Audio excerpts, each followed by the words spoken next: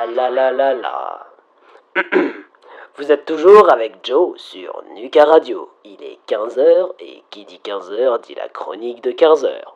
Et aujourd'hui, on reçoit Barry, chroniqueur au grand cœur. Je m'appelle Barty.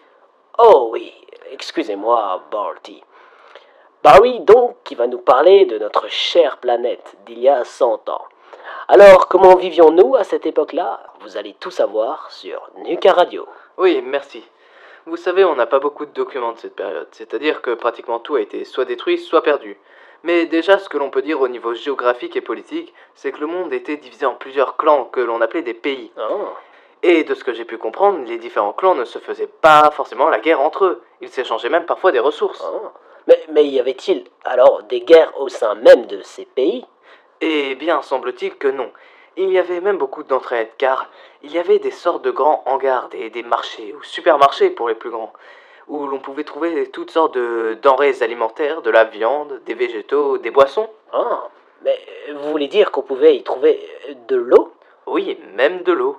De l'eau propre, potable, vous voulez dire?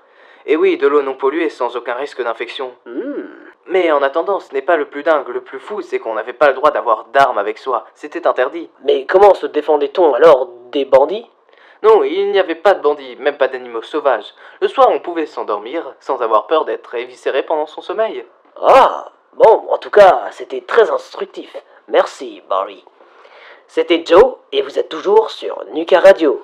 On est le 8 mai 2157, il est 16 heures, la température extérieure est de 52 degrés, nos compteurs Gégère indiquent toujours 12,4 sieverts. Attention, pluie radioactive est annoncée à 19 heures, alors sortez couverts, mais pas trop, et n'oubliez pas de profiter de ceux qui vous aiment tant qu'ils sont toujours en vie.